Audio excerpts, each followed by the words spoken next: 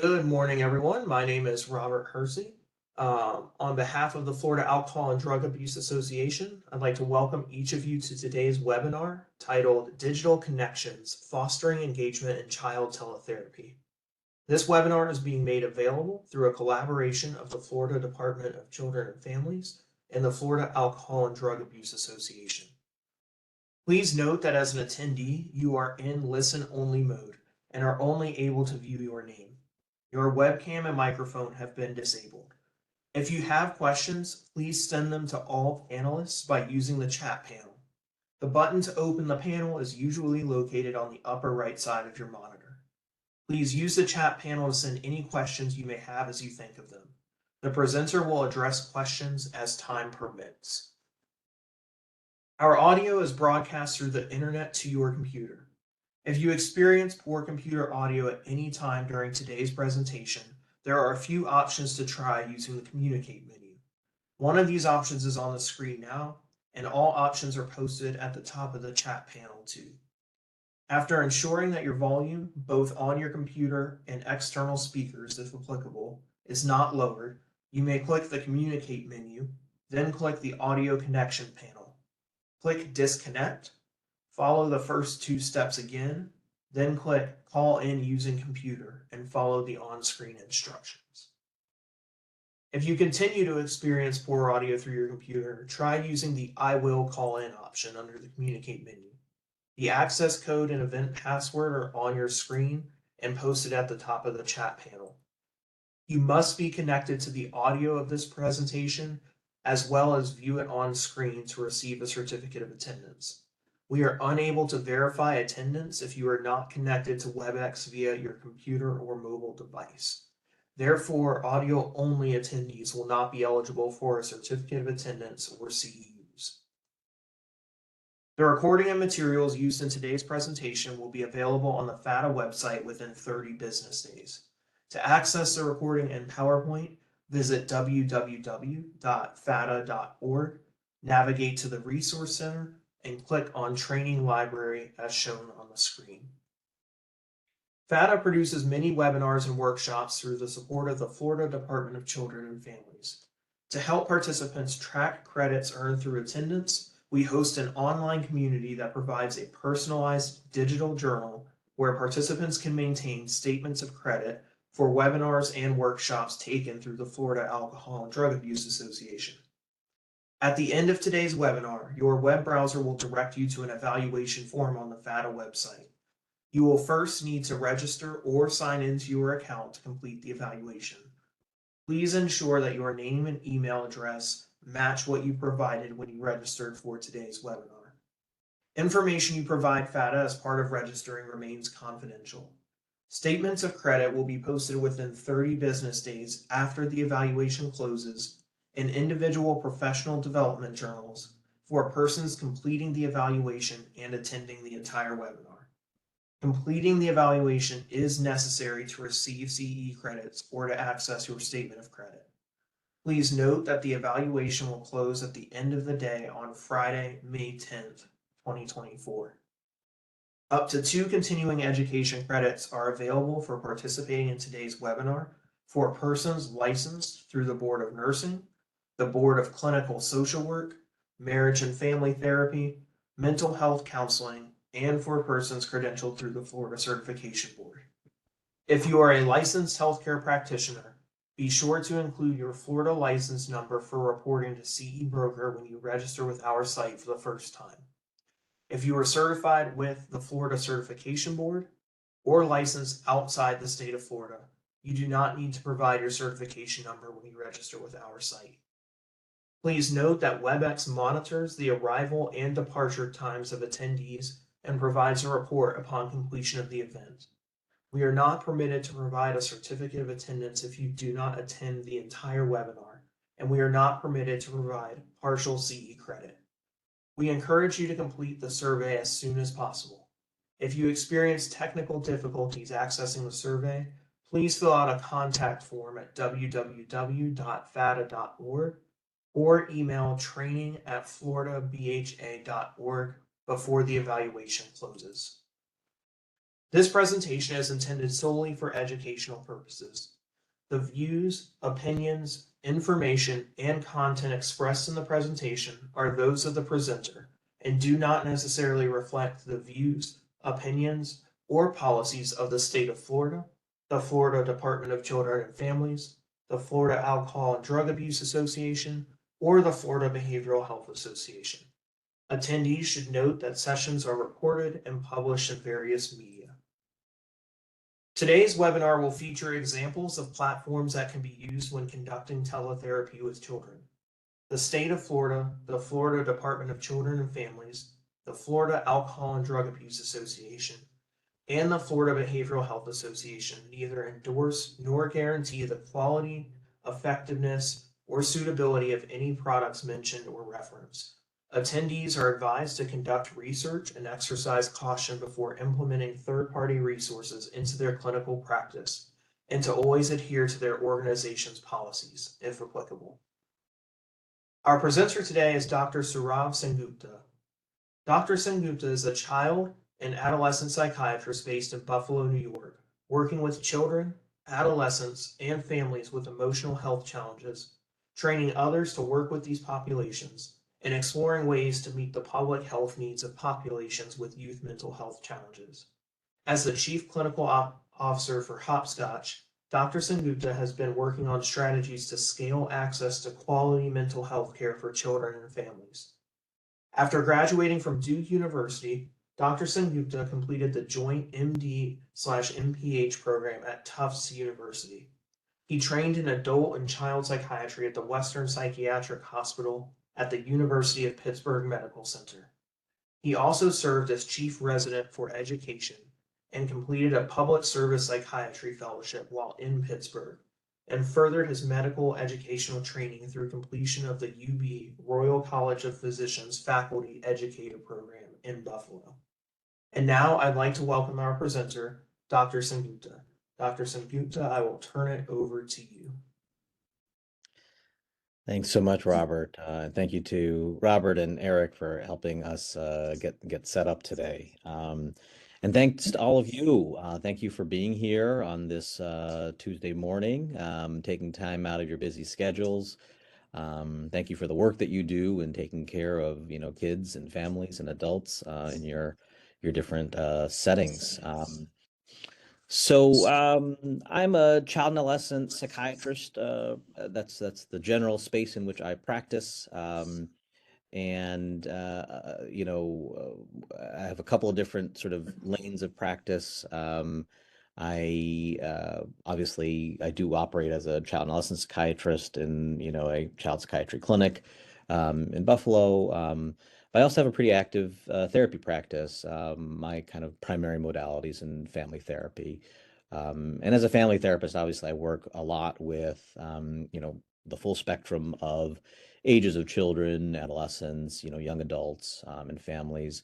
But as part of that, also, often end up doing a lot of dyadic work with parents and children as well. So that just want to give you a sense of kind of a little bit of my background there. And just as Robert mentioned, most of today I really want to spend on thinking about kind of a developmental lens in thinking about how to engage and work with young people in teletherapy. Towards the end, I do want to share something that we've been working on, largely because I don't really know there's a lot else out there in this space that offers that. But I want to, I'm an academic, please feel free to be critical. And, it's not meant to be the only way to think about it, but just wanted to share something that I think, could be, an interesting, contribution to the space. But mostly, I don't want to belabor that. I want to talk about this developmental lens aspect. So, like many of you, I've primarily worked with kids, my entire career, for over 20 years. And, I was not a big proponent of telework, telehealth, teletherapy, until, which I'm sure is the same for many of you, until the pandemic, where, so many of us were really forced to, really embrace the platform. because that's the only way we could work with our kids and help, the kids and their families, manage what was, once in a lifetime, societal stressor on top of, the individual, challenges they were having. Um, and that's one of the things I love about being in mental health, though. I mean, lifelong learning is built in, right? And we always have to be open to building new skills and be open to new experiences. And it was really a game-changing experience for me personally, and I think for many of the folks that I train and folks that I work with. And it really opened our eyes to the possibilities of, what can we do, in terms of trying to engage, young people, via teletherapy, families via teletherapy. I also work with adolescents and adults as well. And also maybe some questions about, hey, maybe what's not the best fit, what maybe doesn't quite work. And so I want to get into some of that with you all today. Um, so here's kind of what we'll sort of think through. I'd like to spend a little bit of time thinking about sort of a good case fit. What's a good appropriate case for child teletherapy? How do we think about kind of framing that for certainly the child, but also for the family, for the parents, sometimes for extended family as well. Um, we'll really, spend some time and sit in this idea of what's, the developmentally appropriate strategy for, the child and the family in front of me. And then I want to spend a little bit of time talking about some interesting, maybe ethical challenges in this space as well to finish up. And then, as I mentioned, through that, we won't just show you, one particular platform, but we'll talk about a couple of different kind of interesting, kind of tools out there as well. But obviously, your mileage may vary. Okay, so I just sometimes I like to start off with just a little case to kind of get our clinical brains working. I'll read this out, but feel free to read along. And so I want you to meet Vince. Vince is 8 years old. He's struggling with big feelings around school and making friends. His parents have shared he's always been on the shy side, but he's become increasingly avoidant and intermittently emotionally dysregulated over the past 6 months or so. Of note, he had to change schools this academic year, and he sort of lost some of those relationships that he had built in the past with friends and teachers that he'd really connected with. Parents are sharing that in general, it's really difficult for him to talk about how he's feeling. It's like he just goes into his shell. And unfortunately, Vince's mood is starting to be impacted. He's really beginning to feel negatively about himself. He's increasingly refusing to go to school, where he does have a school social worker that he, could connect with, but he's missing out on that. His parents are struggling to find a therapist that can work with him, soon. Um, and that's maybe one of the reasons maybe they're reaching out in a different modality to connect with you. He does still enjoy reading and playing games with his little brother, who's 6. And he is in general, he's a sweet, sweet kid. He's close to his parents, close to his grandparents. So let's keep Vince in mind as we kind of, think and work and talk together. We'll revisit Vince in a little bit. So, if you don't mind, I'd just like to take a little pulse of our audience. Could I ask you all, and I think Robert's going to help me with a little poll here, just to share with us, what's your clinical role? Are you a direct support practitioner, a peer support specialist, a supervisor, a team leader, a family member, or other person on the natural support team, a guardian or conservator? Someone in leadership or administration. There'll be a poll that'll come out in just a second. Someone from managed care, an advocate, or others, fine too. So the poll's launched. If you could let us know, that'll just give us a little bit of a sense of who's out there.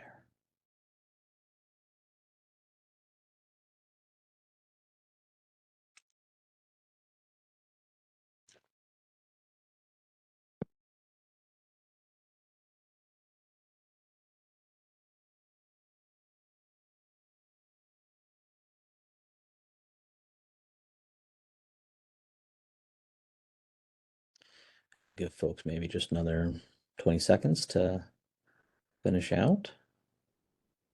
Thank you for those that have already responded.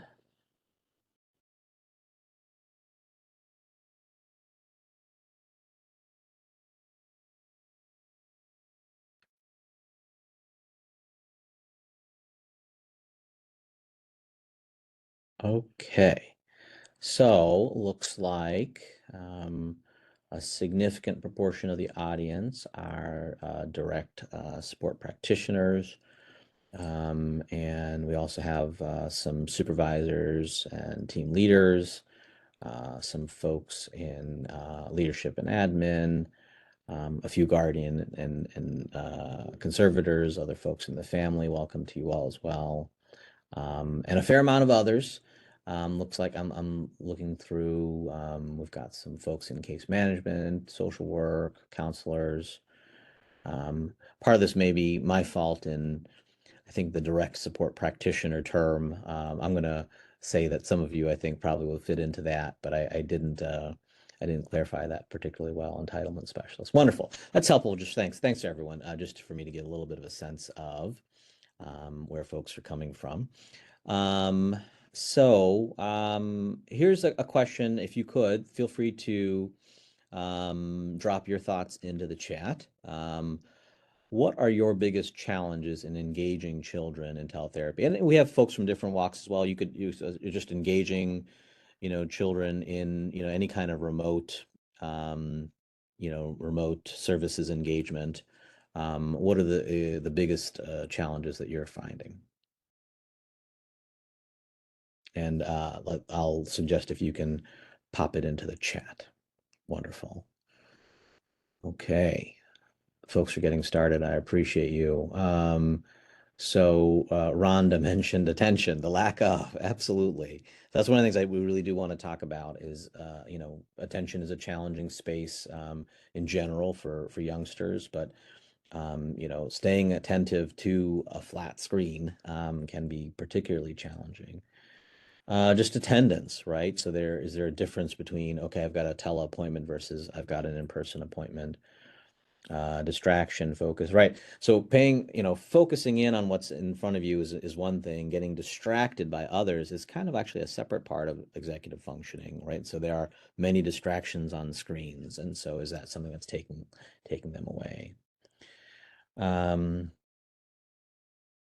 Doris mentioned just the environment. Sometimes that can be challenging. Sometimes it can also be an opportunity. Absolutely.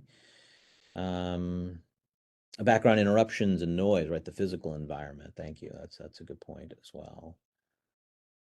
Lisa mentioned connection. That's one thing I think we really do want to address is, it's a different experience becoming connected and staying connected with a young person via any kind of remote connection. Yeah. And Olivia kind of also riffs on that, this idea of, relationship building, right? So much of the work that we do in human services is building relationships and then leveraging that relationship, for the benefit of, the individual that we're working with or the family that we're working with. And if relationship development is different via remote, engagement via remote work, we have to account for that. So wonderful. Thanks everyone that gave me some of your thoughts. I think this really aligns with a lot of certainly what I've experienced in the field, and also, frankly, what's, out there in the evidence base as well. One of the things I do think, this highlights is, I just want to acknowledge this idea that for most of us, I'll be blunt, this isn't exactly what we signed up for, right? Most of us that go into this space in this field, we did it because we love working with people, we love engaging with them, and kind of implicit in that was this idea that we love engaging with them, working with them in person. And I think, for most of us, we felt the difference. And yet, I'm pretty confident this cat is out of the bag. And so some of this is, kind of strategically, how do we more successfully connect and engage and work with, the people that we're serving. But I think on our side of it, I think we also have to think through how do we take care of ourselves, as we engage in these as well. So thanks all. Let's just get a little level set. I think everyone here has a good sense of what teletherapy is, and at the same time, sometimes it means slightly different things to different folks. So I do want to just make sure we're all kind of on the same wavelength here, right? So we're talking about remotely delivered technology enabled, mental health counseling, support, therapy. Now that counseling, support, therapy, you might think of that in a different lane, based on, the exact domain that you're in. But emotional support, social support, what have you. But it is remotely delivered and enabled by technology. I mean, there are obviously some advantages, right? It can certainly potentially increase accessibility. I certainly, again, I go back to my pandemic example. We weren't really able to bring kids in. I work in a public service, public community mental health setting as part of my work. Many of our clients and families have transportation barriers, financial barriers, other kinds of things. So the option to be able to potentially engage in teletherapy, I think, can be an access boon. The affordability thing, that could be complicated, right? If it's something that's covered by, a family's insurance, just through kind of increased access, there can be some connections with affordability. I mean, certainly there's the convenience factor, and I think many of our families, especially families with a single working parent, two working parents, busy schedules, busy lives, coordinating multiple kids, appointment schedules, extracurricular schedules, school schedules. It's a lot, and to sort of say, okay, well, my kid can connect with, a caring individual that's going to help them, and I don't have to add on an extra, let's say, hour of commute. There's some real convenience there. I want to point out too, on the therapist side, on the counseling support side, on our side, sometimes I think it's okay to acknowledge that there can be some convenience angles here as well. I'm a parent myself. There's been times where I've been able to, engage, in, let's say, an afternoon's worth of clients, but still, be present, at least, generally there for my kids to know that I'm there, if they needed me for something.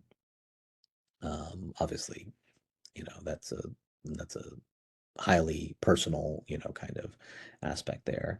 The privacy piece is interesting. I think this can really be a double-edged sword. I think there are some ways in which teletherapy can enhance privacy, the ability to really go into a very private space. But we'll talk a little bit about maybe sometimes the challenges there as well.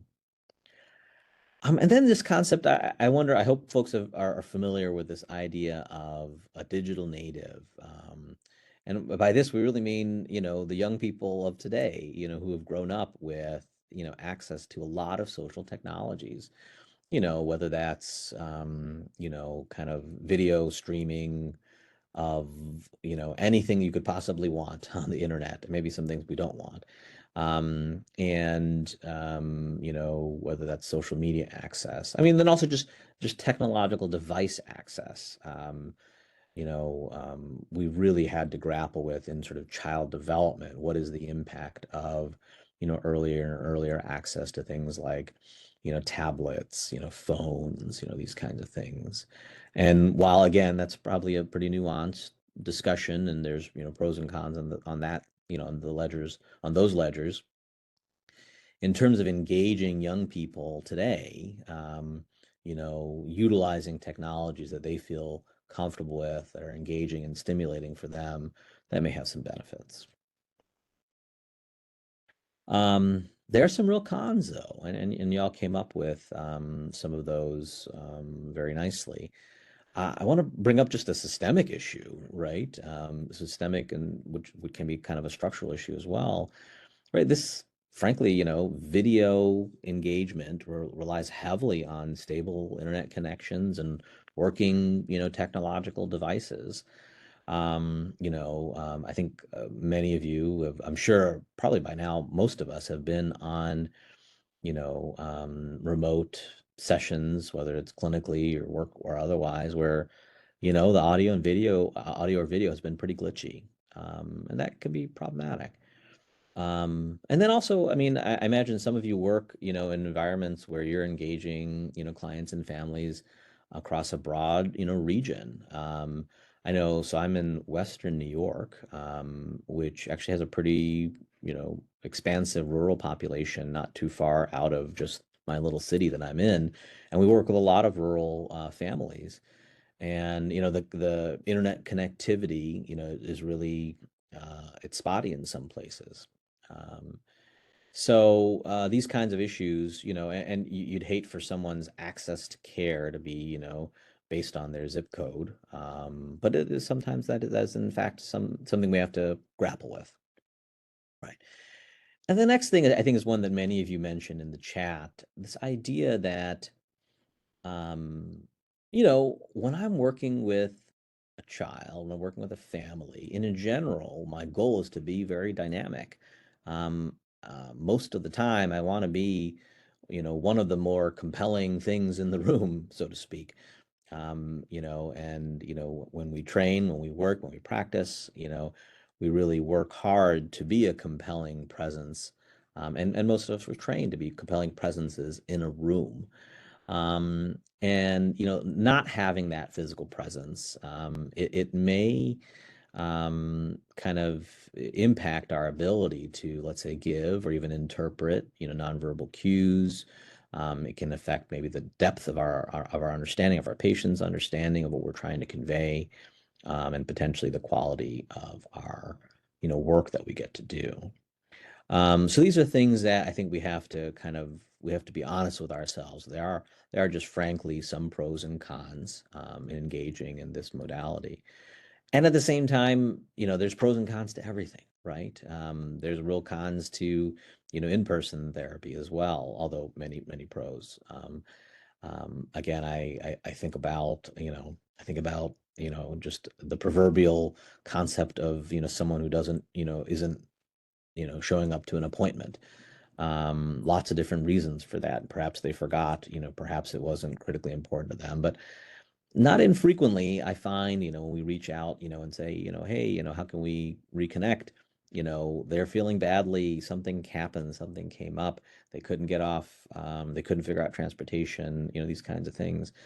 And some of those issues may be addressed via teletherapy, although maybe not all. So let's shift a little bit and talk about who is a good fit for teletherapy. So interestingly, despite having some of those, reservations and some of our concerns about, the lack of physical presence, the evidence base is actually pretty solid for equivalent outcomes for children and adolescents, including in some specialized populations. I threw in a reference here for kind of equivalence of teletherapy for our kids on the spectrum, the autism spectrum as an example. And this may be also something that's changing over time. Again, as our kids are increasingly sort of able to navigate digital environments, the idea that you'd also sort of seek emotional mental health support, in that way as well. That may be something that's impacting this. But and I'll very quickly give you a sense of the relatively extensive evidence base that supports it. Um, there's a lot of talk about, kind of social determinants or social drivers of health. But, to get a child to an appointment requires a parent to be able to get away from work, to have transportation, a child to be able to get away from school, potentially their extracurricular activities, navigate weather challenges. I'm in Buffalo, so the winter has plenty of, weather challenges to navigate. I grew up in Louisiana, so I'm aware of some of y'all's weather challenges that can sometimes happen, and so, these are things that potentially, teletherapy can be supportive of this idea that, hey, the transportation barrier, that's one way that we can, address that. We've found some really interesting ways to engage youngsters, even at school, so that instead of, let's say, taking them out of school, driving a half hour to an appointment, having an hour an appointment, and then maybe going back to school, probably not.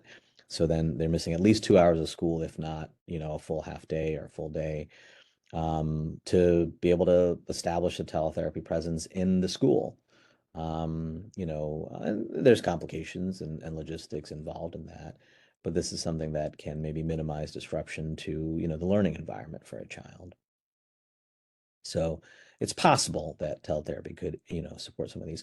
One thing I will say is that, so for example, in our clinic, we still do really, we want to meet, the child and family in person to get things started. And then often we'll be able to, make a decision as to whether we engage in, some teletherapy or primarily teletherapy.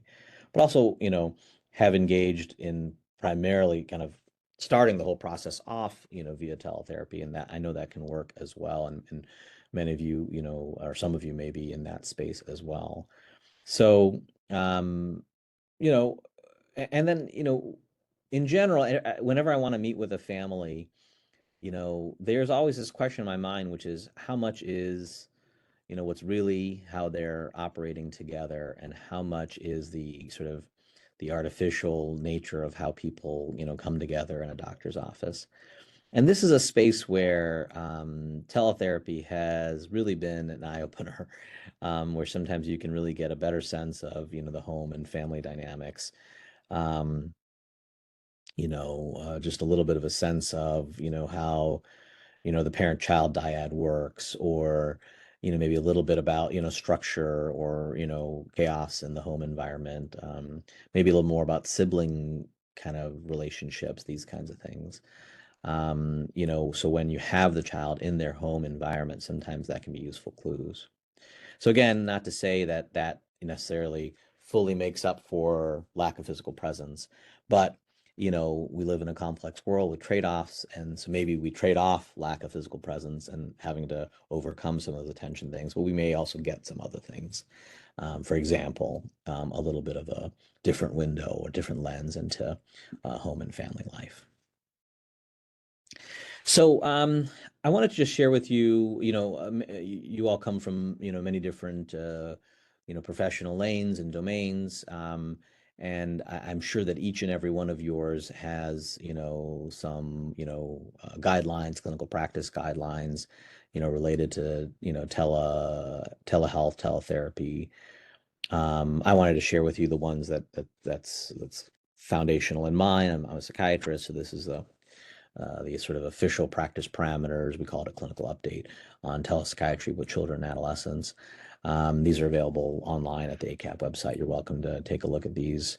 I know that the American Psychological Association, the National Association of Social Workers also have really, really nice and rich resources around, kind of telework as well.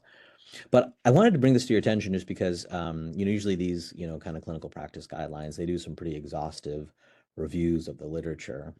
I didn't write this particular practice parameter. I've been involved in writing other practice parameters for ACAP, which is the American Academy of Child and Adolescent Psychiatry, and it's exhaustive. And we'd have to go through 1,000 or 1,500 articles to find 100, that were of the quality that we wanted to make sure that our colleagues were aware of.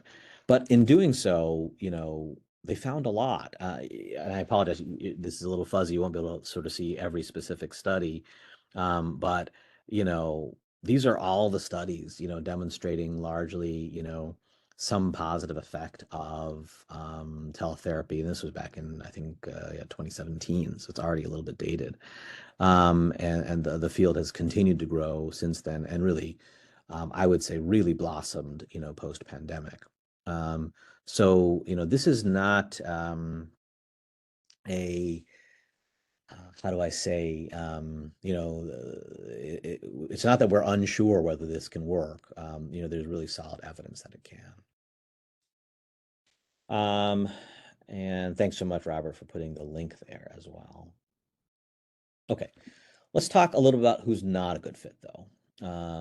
So I'm sure many of you have worked with clients and families in crisis. And, severe and high acuity situations, these are challenging to engage, with in teletherapy.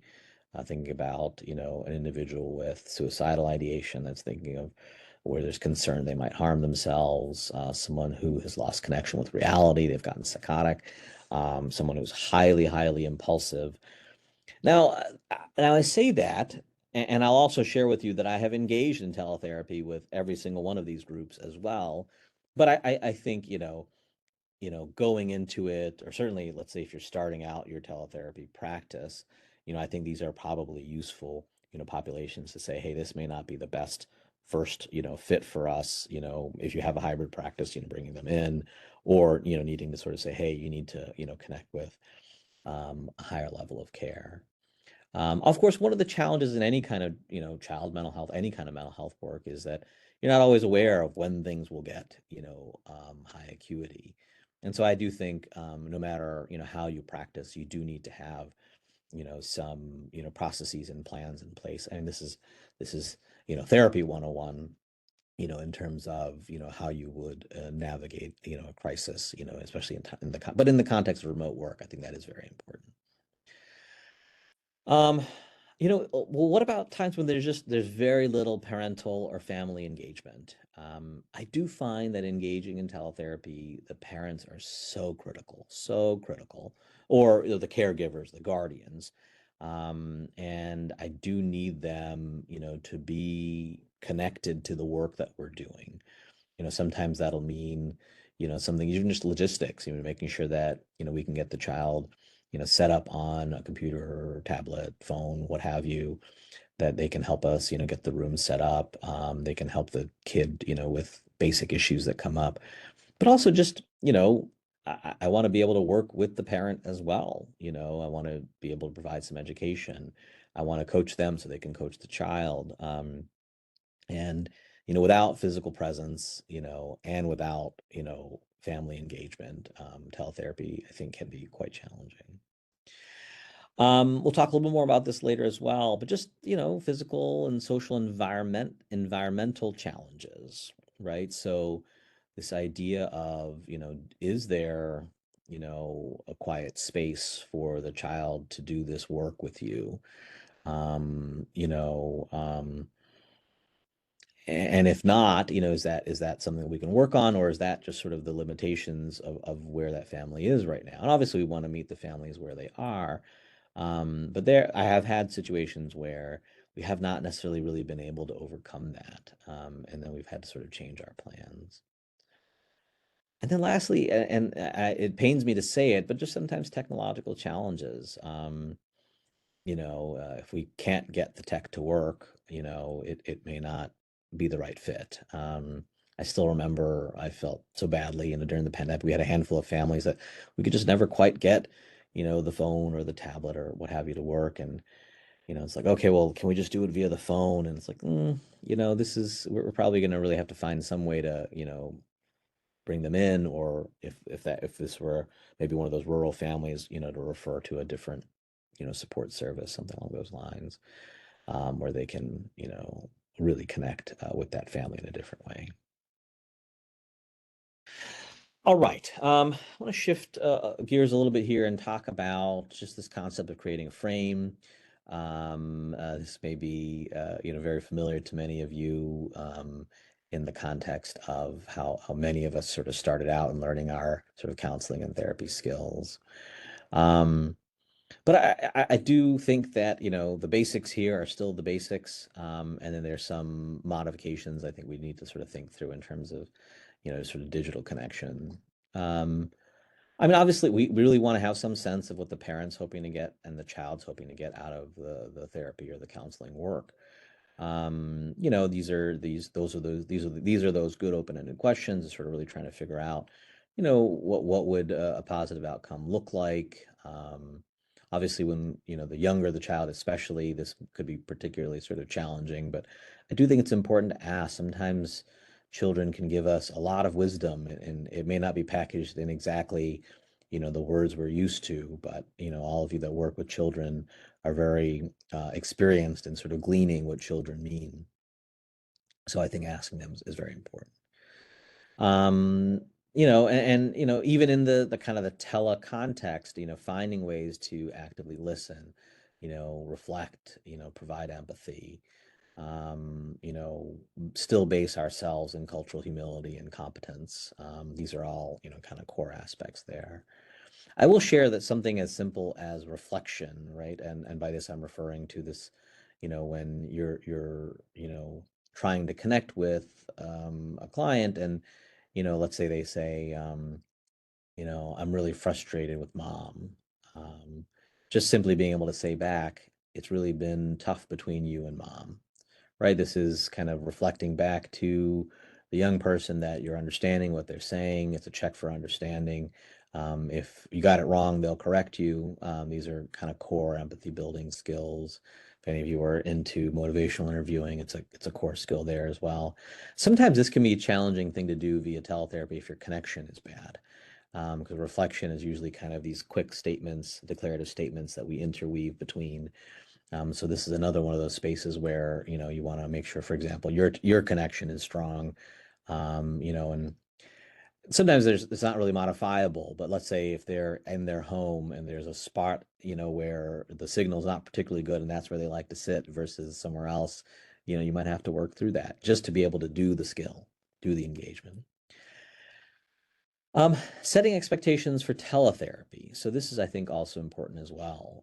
So this idea that, we are expecting to work together at roughly, this frequency, we do need to get started on time, making sure that the technology is available and working and appropriately set up, before we get going. Especially I think helping parents understand, what the therapy and counseling process is going to look like. I think for a lot of parents, very, very well-meaning, I think therapy can be a bit of a kind of a closed box, and they don't necessarily have a great sense of exactly how it works. And so I think in that context, being transparent with them about the process and spending that time up front can be important. In terms of the specific teletherapy nuances, I think this is important as well. So one of the things is, I think, especially if you happen to work with younger children, I usually really need the parents to be, there with them or just off screen, or pretty easily available. And we'll talk about how that fits in with confidentiality. But let's say, for example, if you had a child working with you in office and you saw them getting really distracted by something, you could manipulate the environment to re-engage them. But we don't necessarily have access to that in the context of teletherapy, although we'll talk about maybe some tools in which we would. But in that context, we really do need to kind of initially upfront frame that to parents that, hey, there may be times where I'll ask you to, move, where the computer, tablet, phone, the camera is, or I'll ask you to bring certain different types of things in front of the child, or take some things and put them somewhere else. Or I might need you to engage with the child, and I'll, kind of engage with the three of you that way. But letting them know up front that, this is something that, will be a little bit different maybe than, what you envisioned, or the way you did therapy when you were in person, something along those lines. We talked about during the session, but also after the session as well, right? So, a big part of working with kids is working with their caregivers, helping them understand, the basic ideas that we've been working on, and helping them to be able to coach their children, in between sessions. I talk to my trainees all the time that, life happens between sessions, not in our offices, not in our teletherapy sessions. So we do really need to close the loop with our the kids' caregivers, so they can, continue to coach them. And then assessing and assisting around technology. So I imagine, again, many of you that work with children also work with, custodial extended family.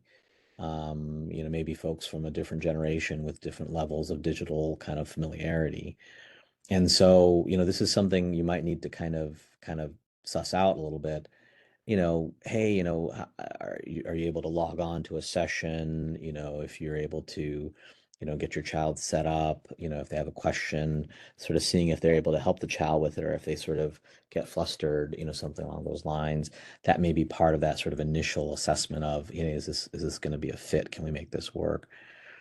I know sometimes my colleagues get a little bit squeamish about the idea of assisting around the technology, and we'll talk a little about that. But I do think it's probably important if you're engaging in teletherapy to have some basic skills in being able to help them kind of do a little bit of troubleshooting.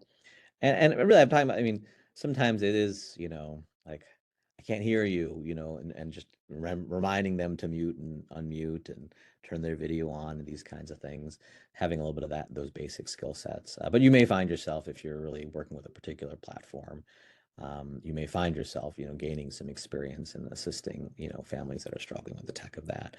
And my general advice is to lean into that as much as possible.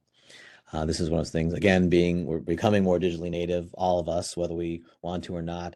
But I will say there's lots of good support out there for all of us that are trying to learn and master these technologies.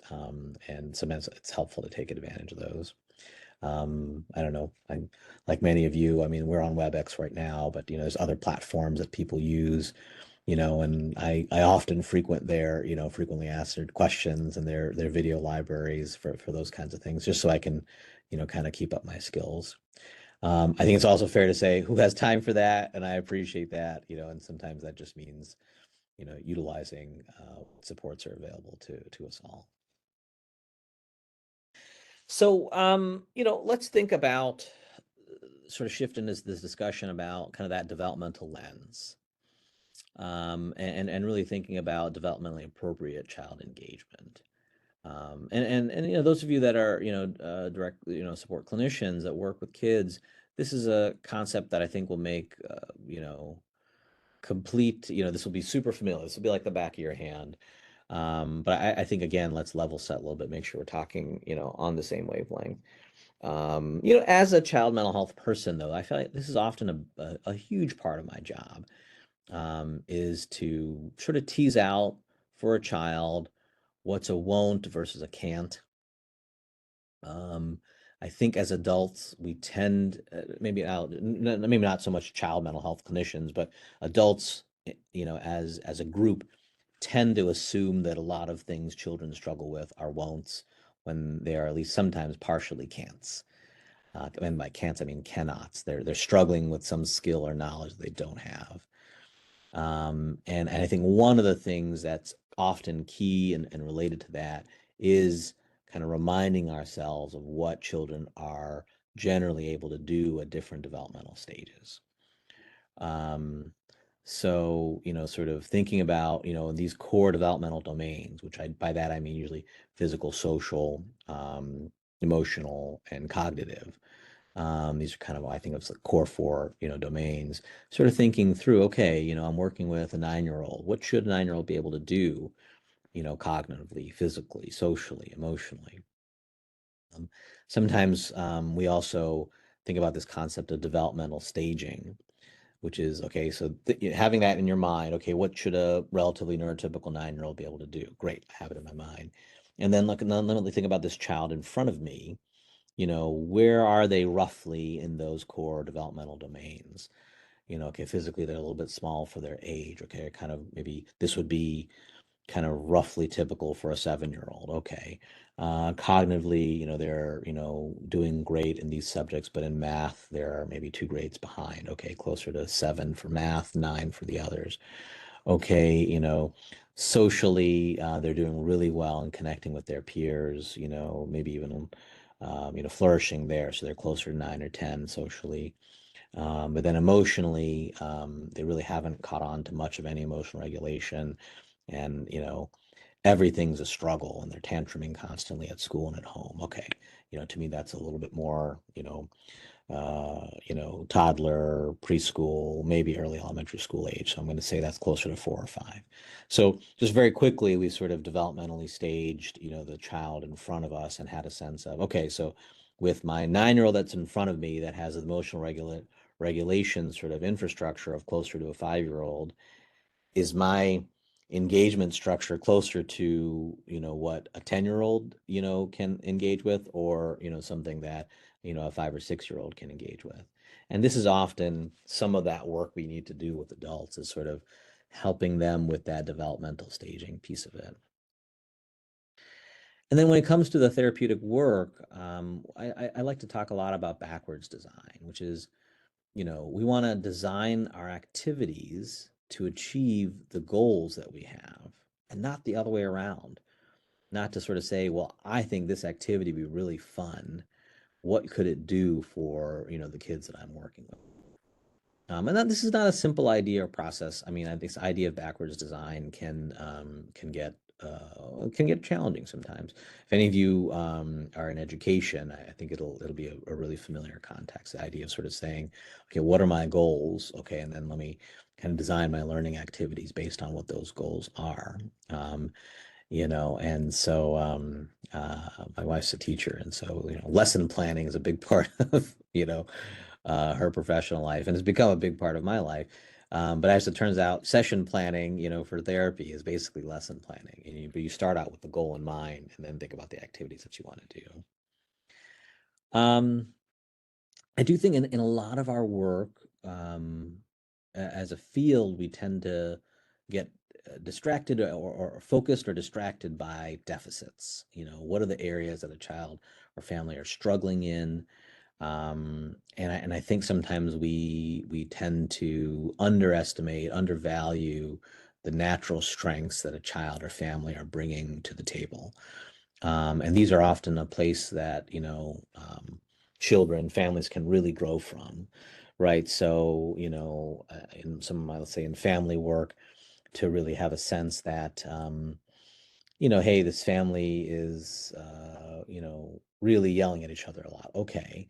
And yet, they're incredibly supportive, they care deeply about each other, right? So that's the developmental asset that they have. And at the same time, yes, there is a problematic aspect to it, but we can work from the fact that they care. They're not off in their corners, indifferent to each other, as an example. I think, sort of thinking about developmental assets in the context of telework, can be really challenging, but I think can be really important.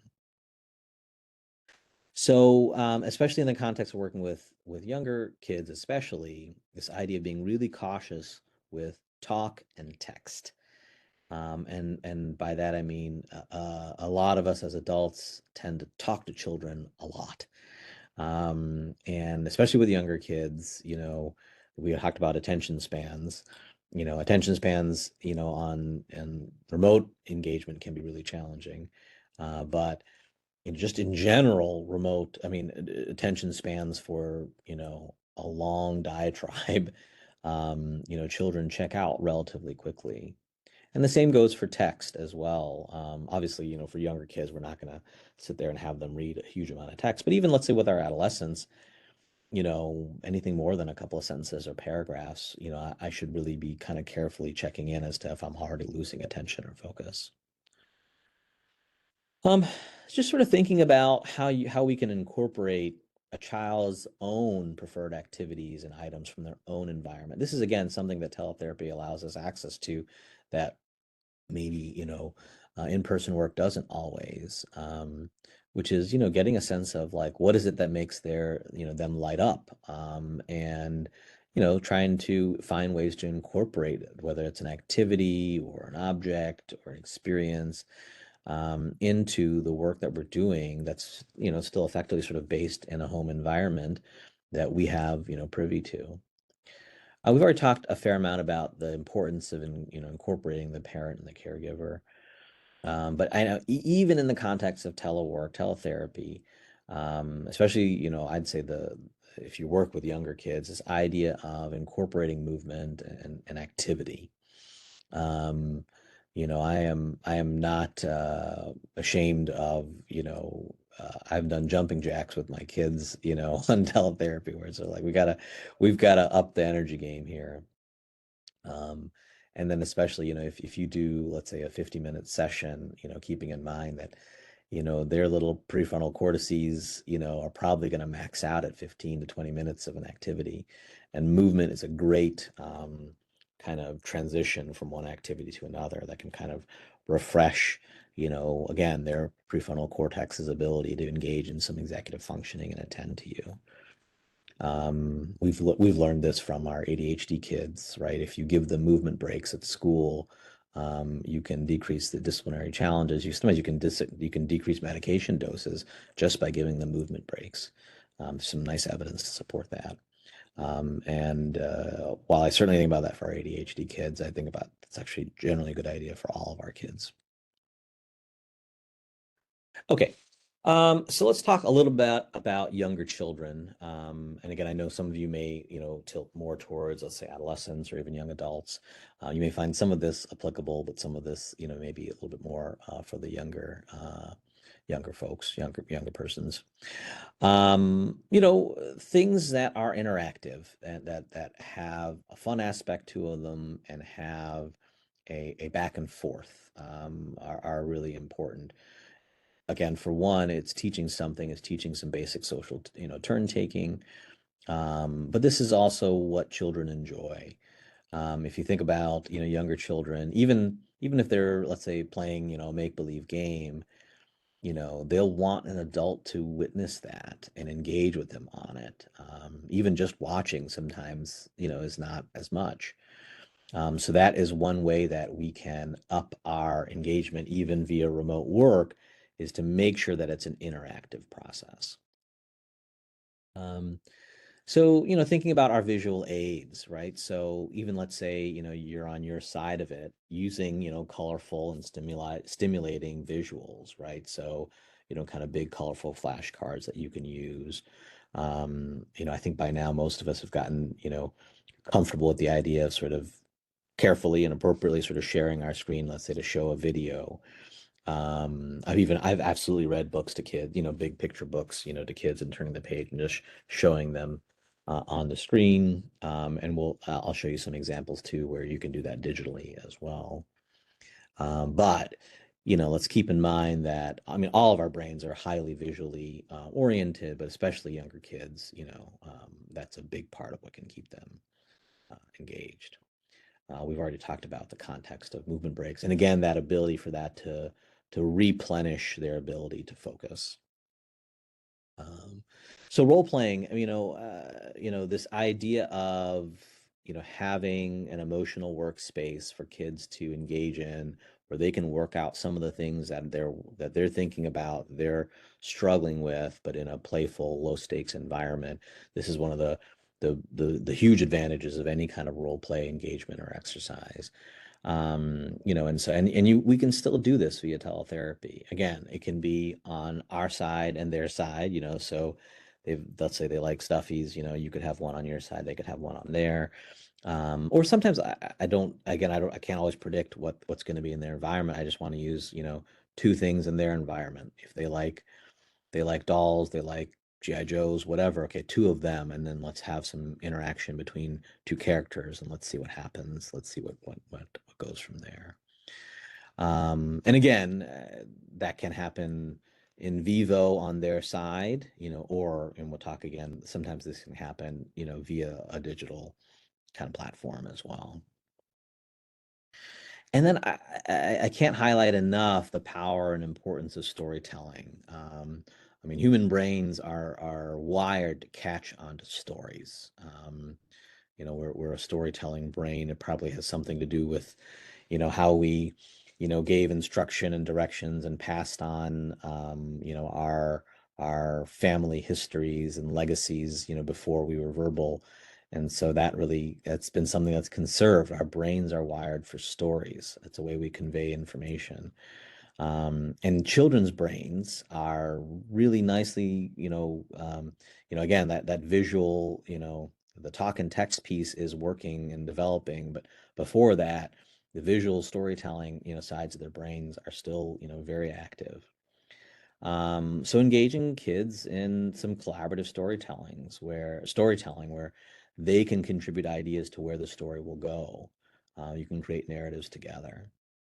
Um, this is an interesting space where sometimes I think as adults we get upset or distressed when children, bring up distressing things in creative stories. And I like to remind folks of fairy tales. If you think about them, many of them are actually quite distressing. Hansel and Gretel. Oh my gosh, if you really think about it, I mean, that's a very, very distressing story. And yet we've told children, distressing stories and they've engaged with them for ages.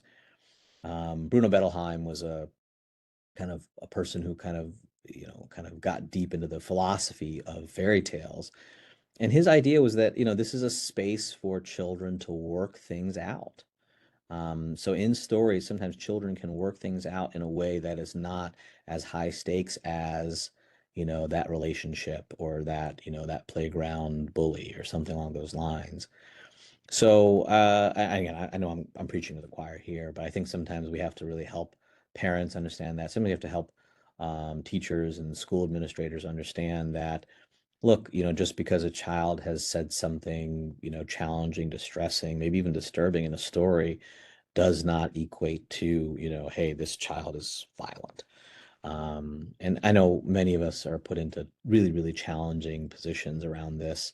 But I'm a firm believer in preserving the right to creative storytelling for our kids. And even if that means sometimes that they have to express something that's really negative or challenging, I'd much rather they express it, in a story, in a digital platform, than, them having to, struggle with, that experience IRL in real life.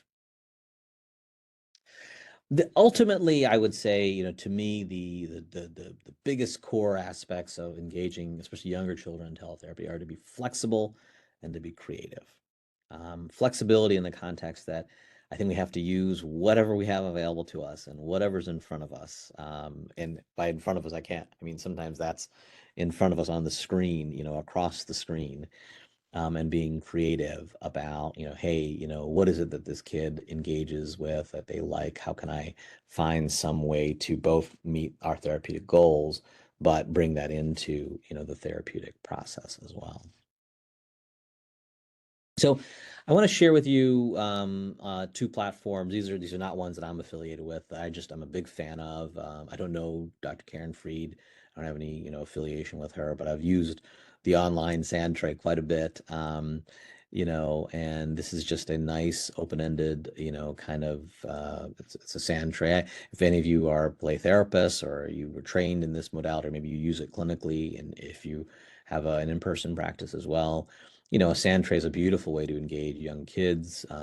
It's relaxing, it's fun, it's engaging. It can be projective. You can work out dynamic issues, family issues, a lot that can be done. And this is a space where, again, so they can kind of drag out these different objects, and sort of, position them in the sand. I don't think we don't have the scope, today to talk about, how you do, this particular type of engagement. But again, this idea of reenacting something that's, troublesome or challenging at school or at home, or just engaging them in some storytelling and then seeing what kind of themes develop.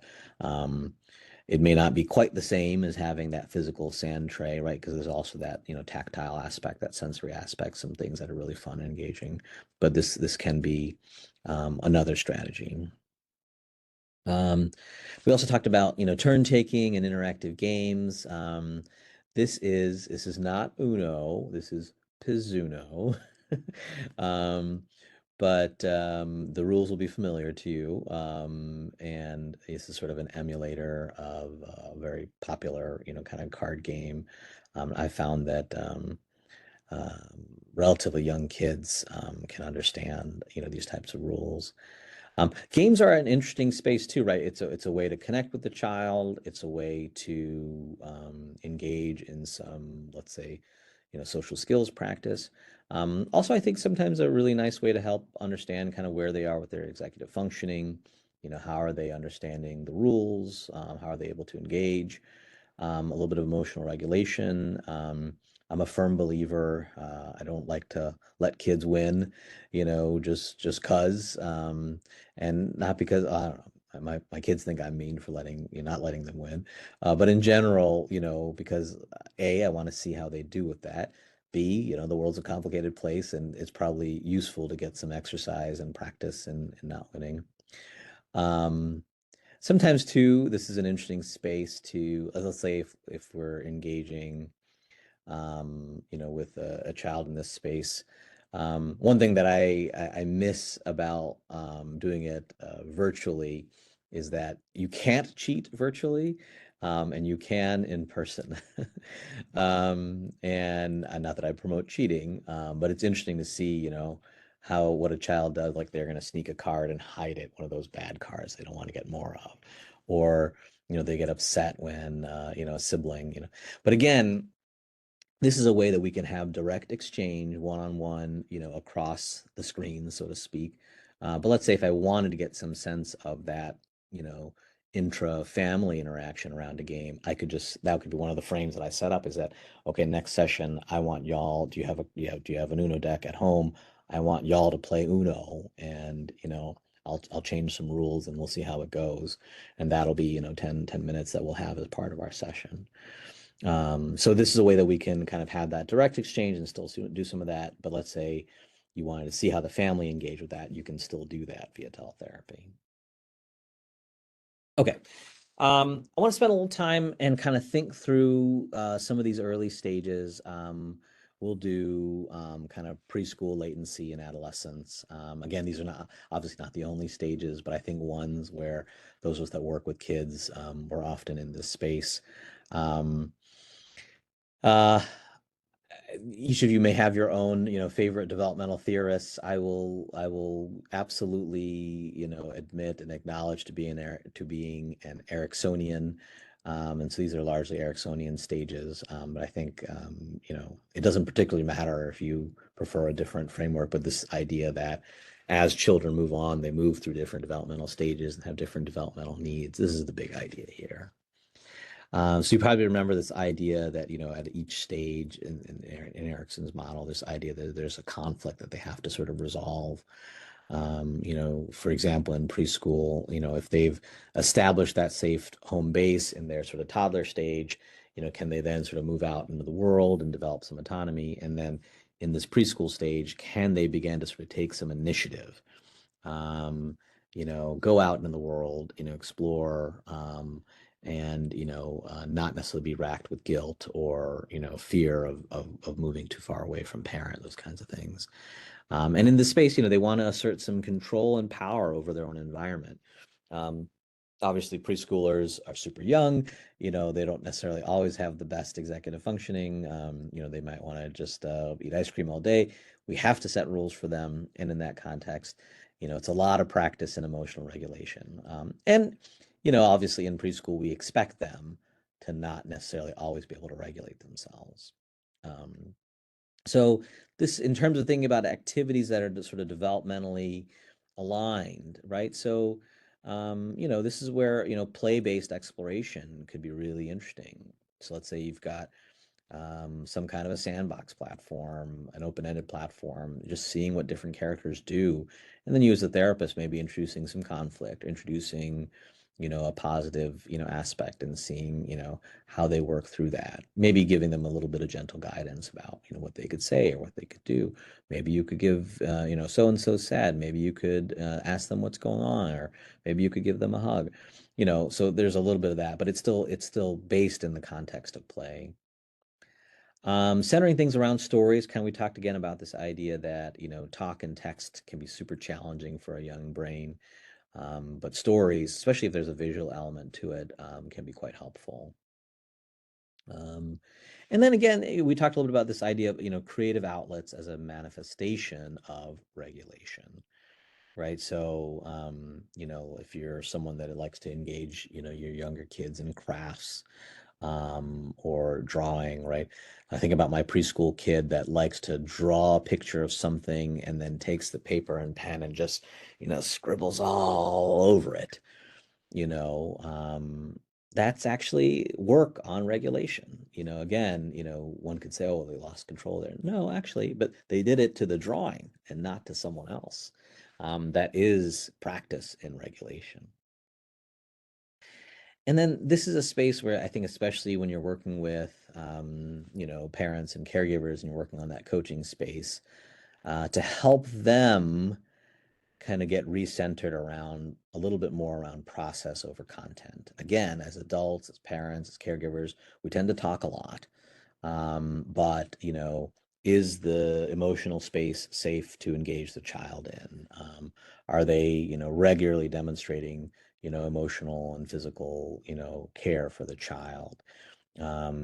Is there a way to make sure that the child's, needs are, expressed and validated, even if you don't have to agree with them, but just that we're working on that process piece. That's often the coaching that needs to happen at this stage. So we'll move into latency. That's what Erickson called it, but really I think of it as sort of early school age, kind of elementary school, roughly.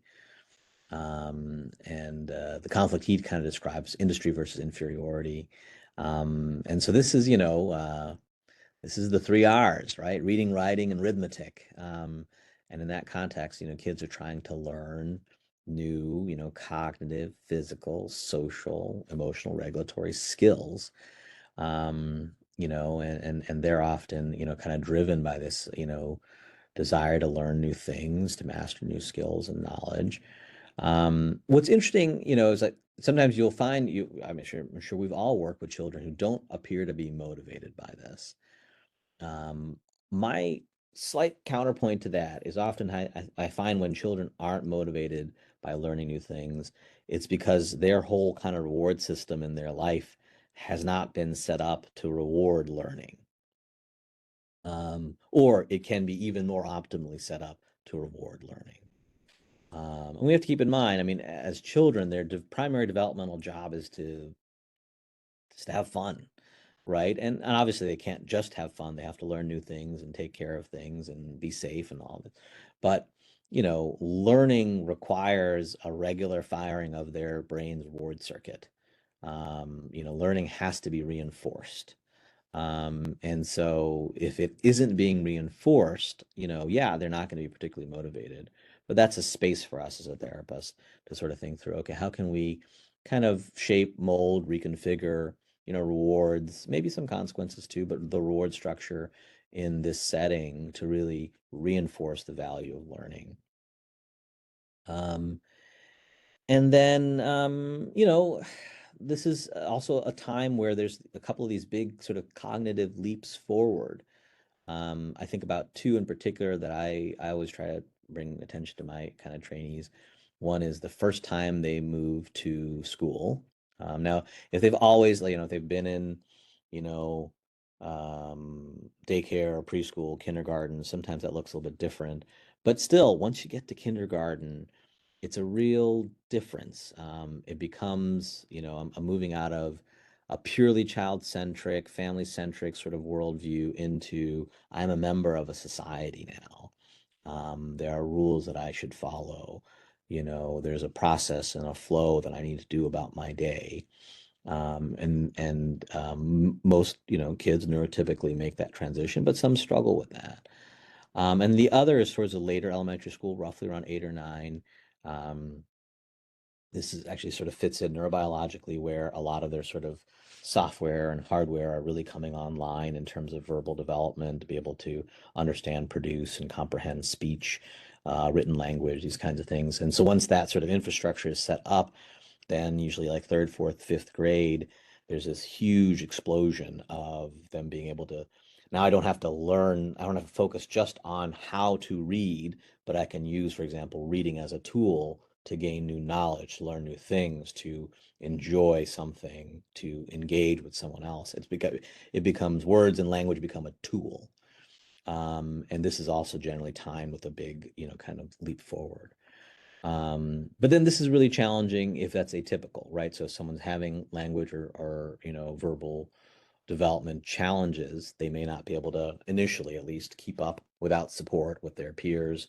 Or sometimes on the other side of it, you'll get, kids who are very precociously developing a lot of, verbal fluency and things, and that can set them apart in different ways as well.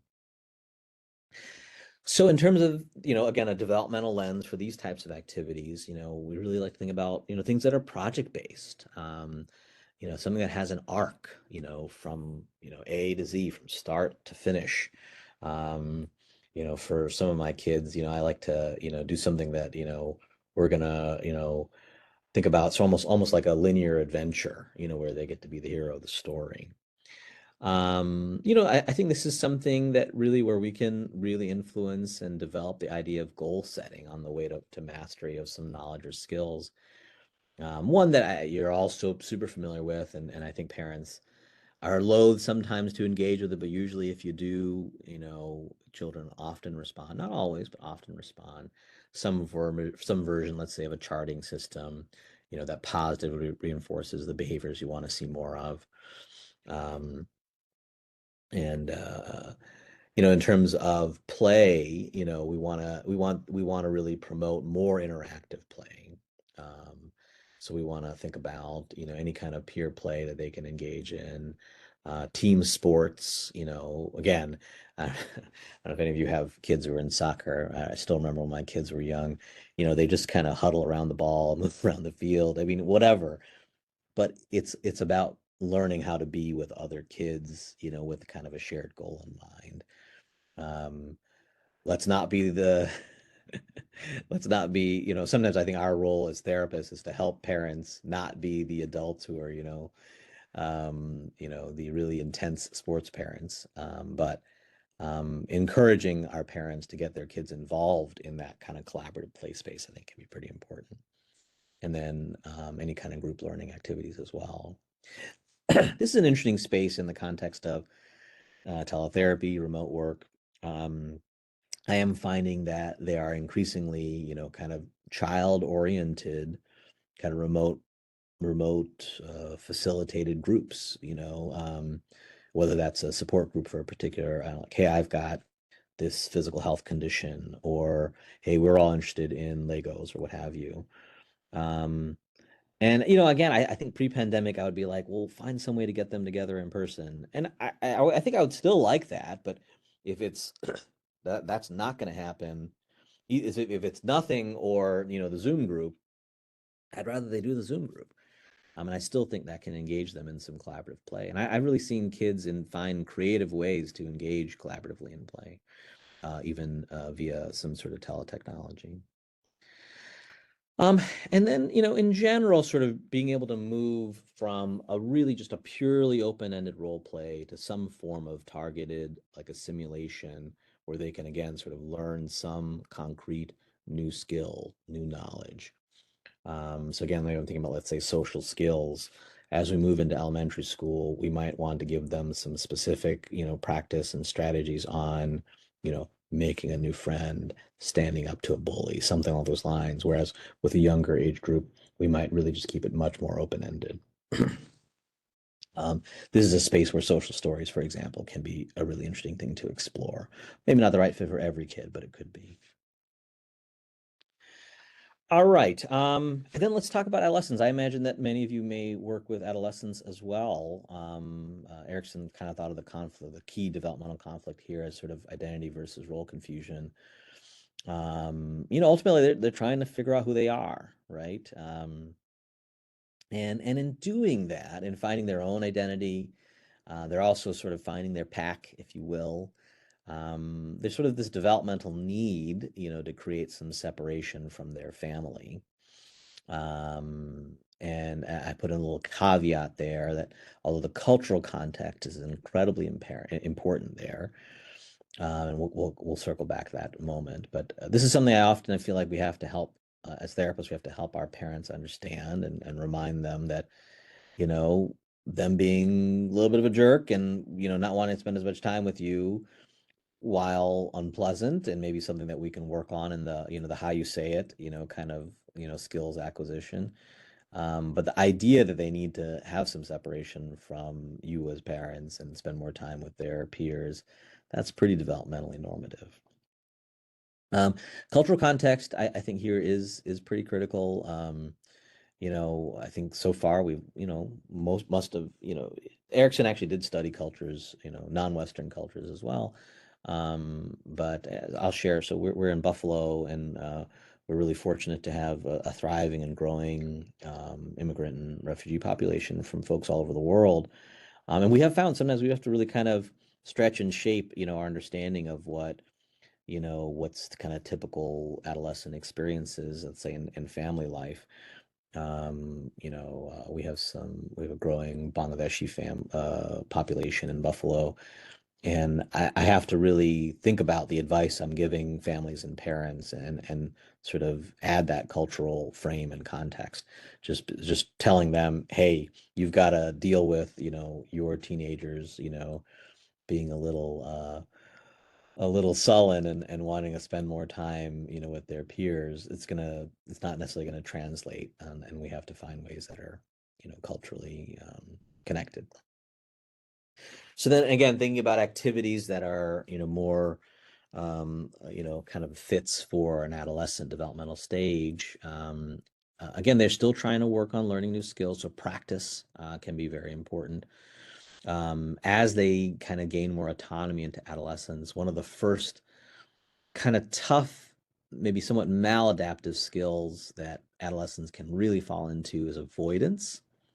And this can be a tough, challenging sort of family experience. So, the flip side of that, I think that many of us really work on with our adolescents is habituation, right? Getting used to and being learning that our bodies and brains have a way of tolerating, distressful stimuli. And just positively reinforcing this idea that they can explore, learn more about themselves, and that they can tolerate, and get through challenging things. Sometimes, versus direct experience, sometimes we have to kind of, in that march towards habituation, we have to just give them scenarios and say, okay, what would you do in this situation? What would you do in that situation? What if this person said that? What if that person did this? Um, Again, this is an important space for creative self-expression. This does connect to our previous kind of discussion about, but if we ask them to express themselves, we don't love what they say, we probably have to be pretty careful. And again, I think I see our role as therapists sometimes is kind of helping them navigate that like, you wanted me to journal, but then sometimes when I journal, I write, tough things, um, and in that context.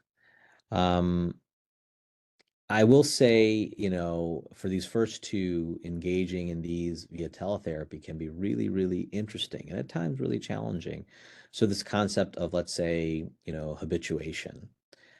On one side, we don't have the sort of power of physical presence to be able to kind of help encourage them, motivate them, kind of get over, kind of an activation barrier to doing something. On the other side of it, though, we have, let's say if I'm engaging in a remote session with an adolescent, they are really proximal to their environment that they're constantly in. So again, thinking about being flexible and creative, that can be a way to really creatively think through, okay, let's say you're doing something vaguely in like a graded exposure kind of strategy for an avoidance oriented challenge, you've got access via them remotely to the kinds of things they're clearly comfortable with and increasingly less comfortable in that environment. So that can be a space where you can, even though you're remote, kind of creatively work through, um, a strategy to promote habituation. Creative self-expression, I mean, thankfully, digital platforms and spaces can be really, really nice, spaces for that. Again, with that kind of, self-expression asterisk piece there that we talked about. Um, you know, this is a place where, in the adolescent stage where you can begin to shift more into talk and text.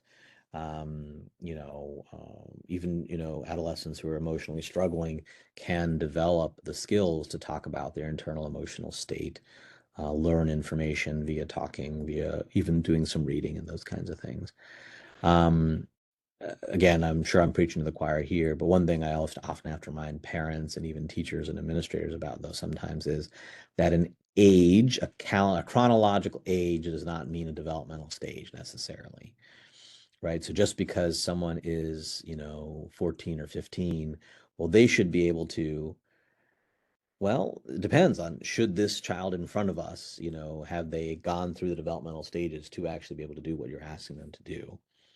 Um, you know, if I'm working with the child, if I'm trying to get a child to learn how to ride a bike and they're 15 and they keep falling off the bike, I probably might need to consider training wheels, even though that's for a younger stage.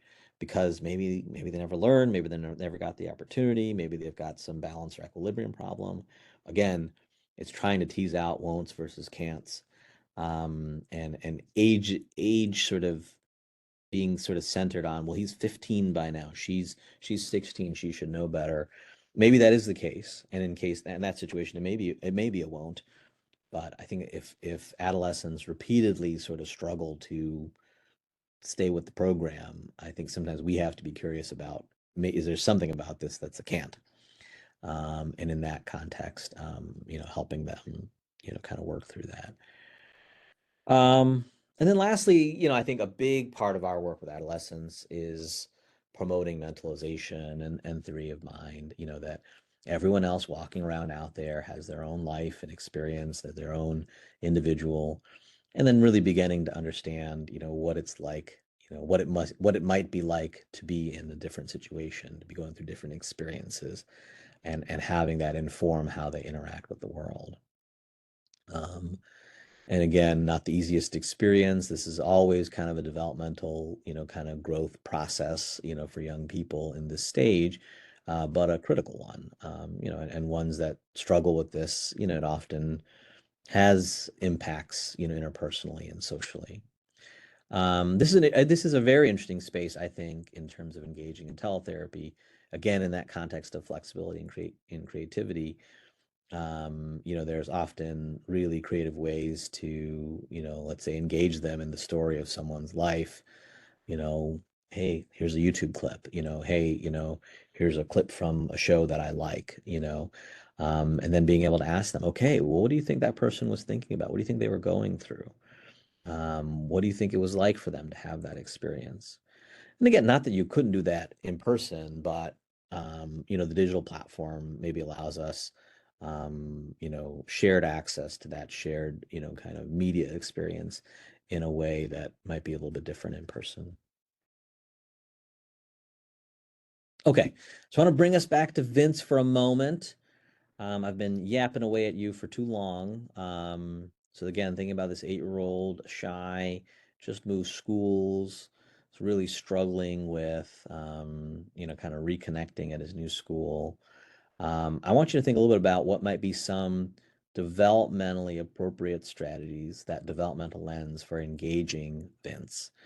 And let's make the assumption that we're engaging him in teletherapy. What do you think might be some ways that we could, in a developmentally appropriate way, try to engage and support Vince in this challenge that he's having? And I'm going to ask you to put that and drop that into the chat again.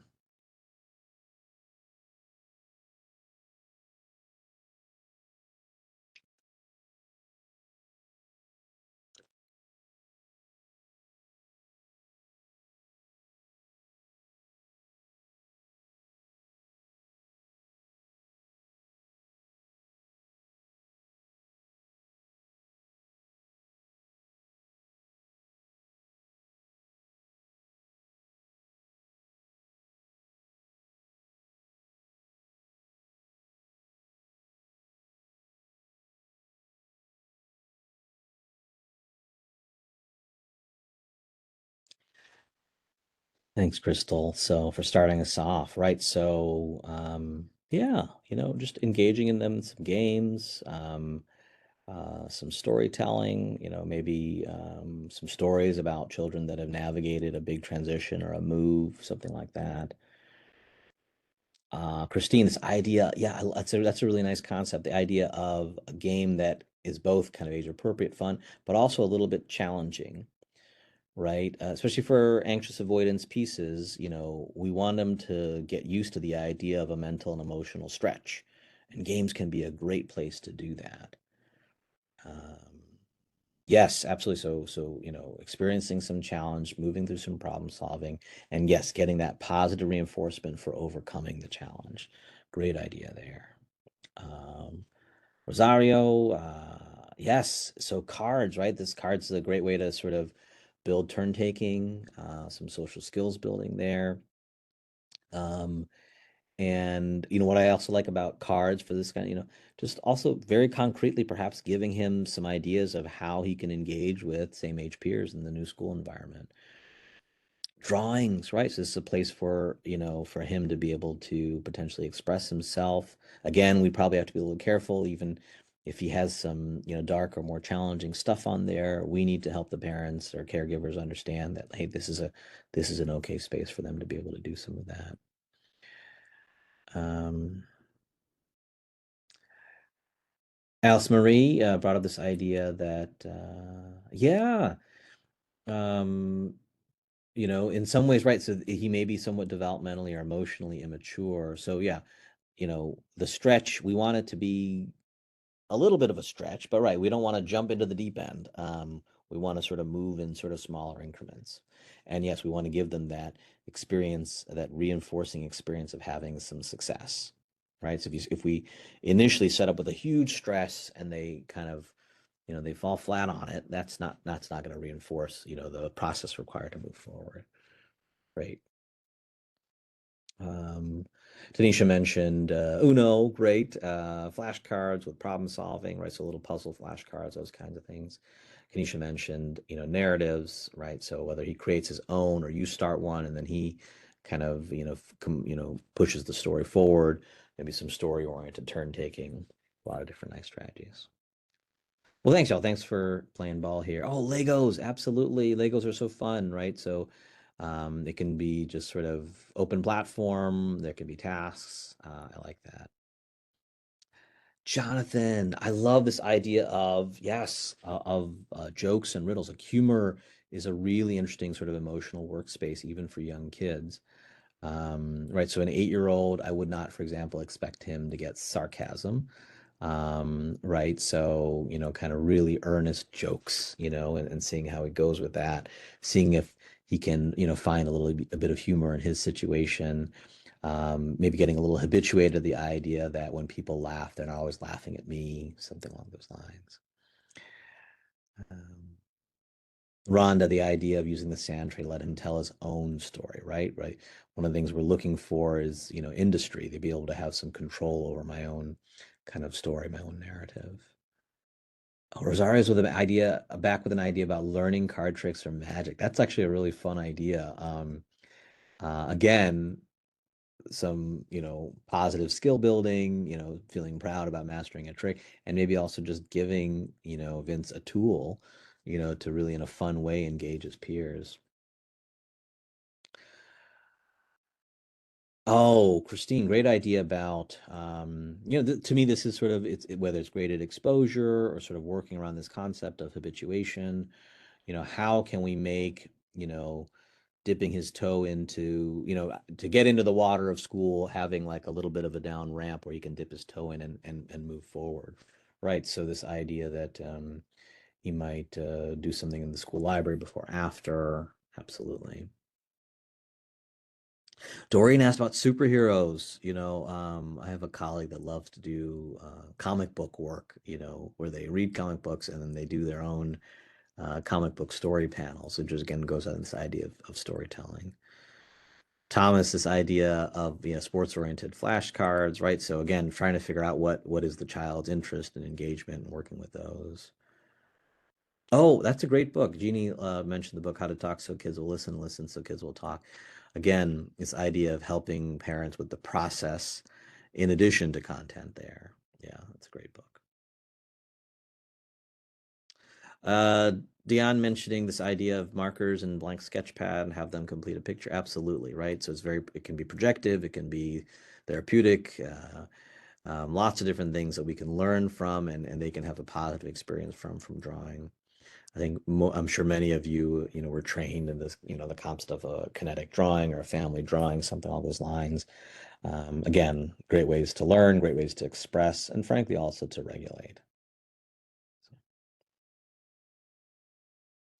Oh, Lisa, that's a nice idea. Kind of introducing a theoretical framework as well, something like the shell, and seeing, what's it like for him to be inside. Absolutely.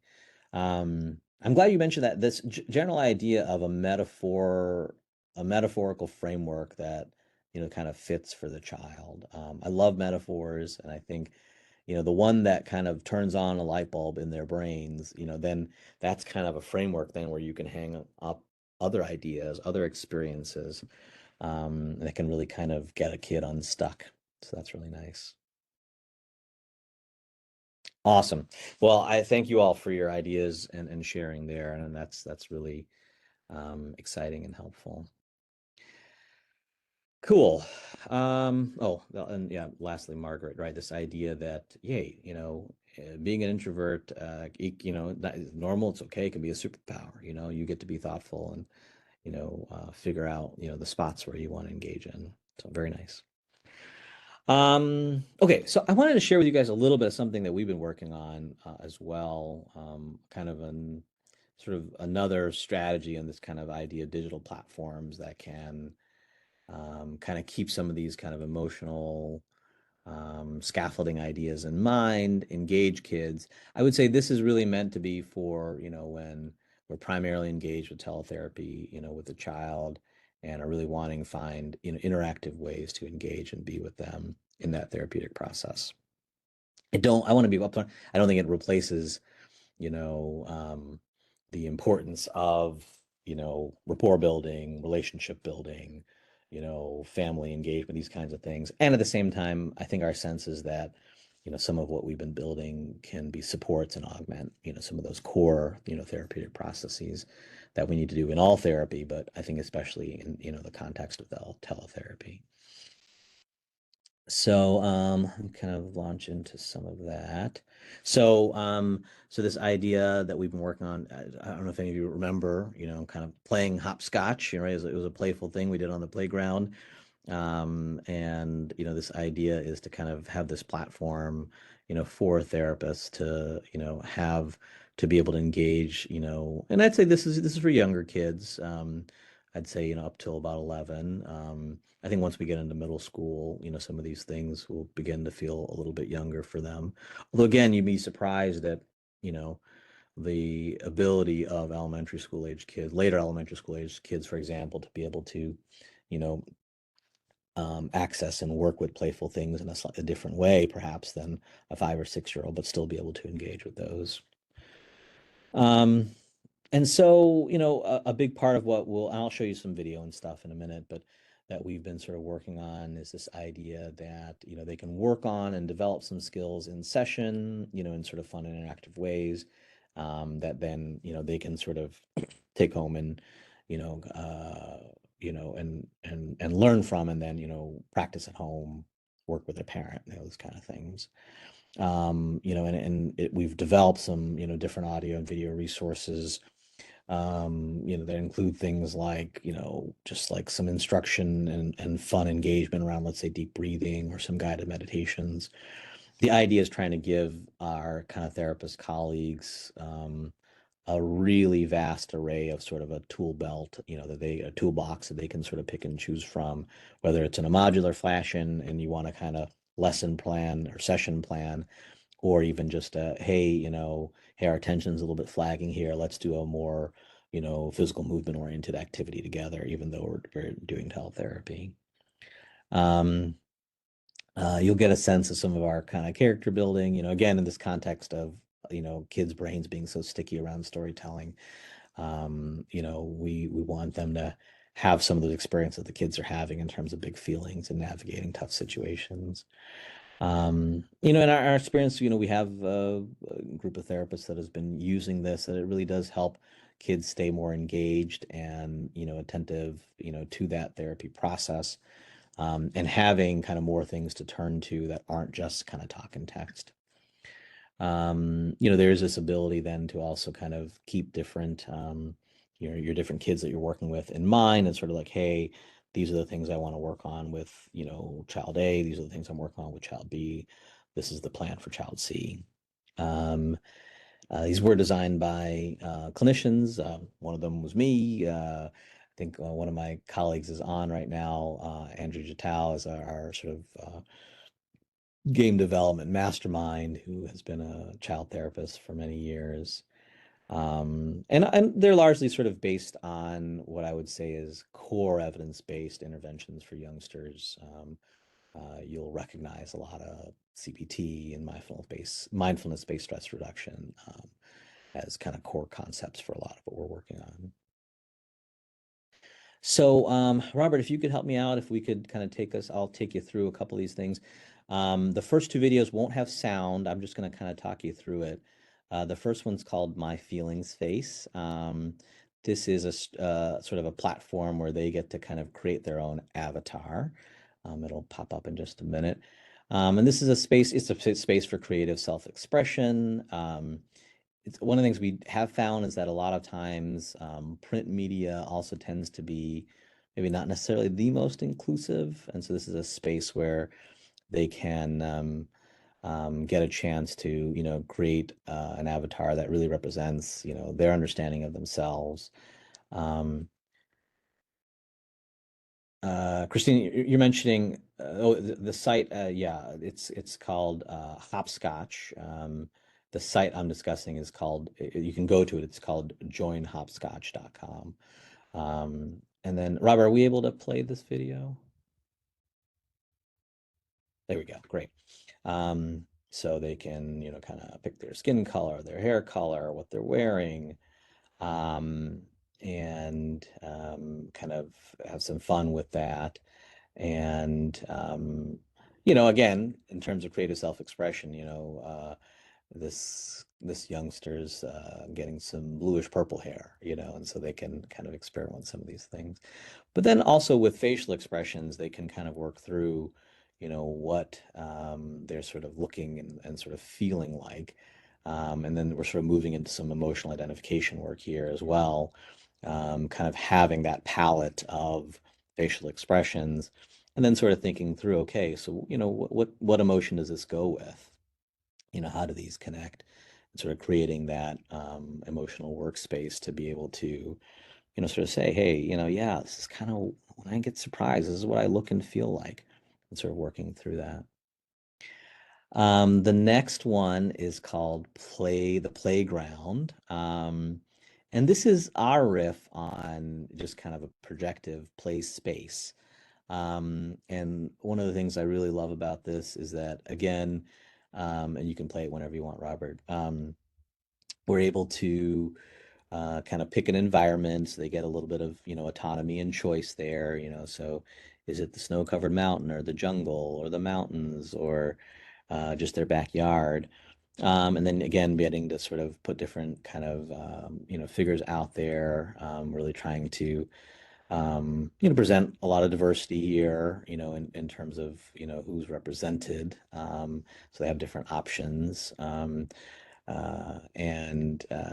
then having the kind of option then for these characters sort of engage in different types of activities, right? So there's food, there's different, they can go to the store, the library, they can play with some pets, and they can even engage, with each other. So here you'll see our kiddo on the left side of the screen kind of toss a ball to the girl on the right side of the screen. You will note that, the little child on the right side has a physical difference, and as did the young boy on the left. And again, we're wanting to really work on making sure that kids get to see themselves in where they play. So excited about that. Next, and just before you start this one, Robert, I just I'll frame it up. This one does have sound. I'll actually just let it kind of go through and play. Um, this will be a social story. So this will actually play. This is a scenario of meeting new friends. I'll let it go here. Making new friends. Sometimes I meet new people. It can be exciting to make new friends. When I see someone new, I can smile and say, hello. I can share my name and ask for theirs. I can shake hands or high five with my new friend. It's a fun way of saying, nice to meet you. We can play games or do activities together. Sharing toys and taking turns is fun. It's important to listen when my new friend talks. I can ask questions to learn more about them. Sometimes friends might disagree, but that's okay. We can talk about it and work it out together. Laughing together is great. It makes me feel close to my friends. When it's time to go, I can say goodbye, and maybe we'll see each other again. Making new friends is a wonderful adventure. Every new friend I have is unique and special.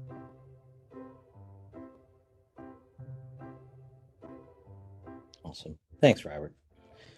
So you kind of get a sense of, let's say if you've got a youngster that's working through, some social anxiety, needing to learn just some of those concrete skills, how a social story like this could be used in session. Again, and you saw, I mean, these are things that certainly, I think are really, really spot on for, let's say, early elementary, school age kids. But, for, let's say, my later elementary, a 9 or 10-year-old, just being able to pause somewhere and have a scenario that's going on be, the stimulus for some conversation. I was thinking about that one where, he was saying, I'm sorry, we had a disagreement, just to be able to pause there and just sort of say, oh, hey, has there been a time where, you've had to say sorry? What was that like? Someone said sorry to you, what do you think they felt like? So these things, kind of providing some, nice grist for the mill, if you will. So let's see here. Okay, yeah. So, so just some ideas around, kind of platforms, and I think I know many of us are trying to find our new way in terms of kind of digital engagement and connection, and just I think to be on the lookout. I think there's options out there. Kind of share what we've been working on, and I'm sure there's going to be other really nice and useful tools. But this idea that, we can find ways to be more engaging. I don't think we're never going to replace or, recreate exactly, what it is to be physically present. But I think this is going to give us a different set of a different toolbox that allows us to connect in ways that is actually going to really align with kind of younger digital natives, if you will.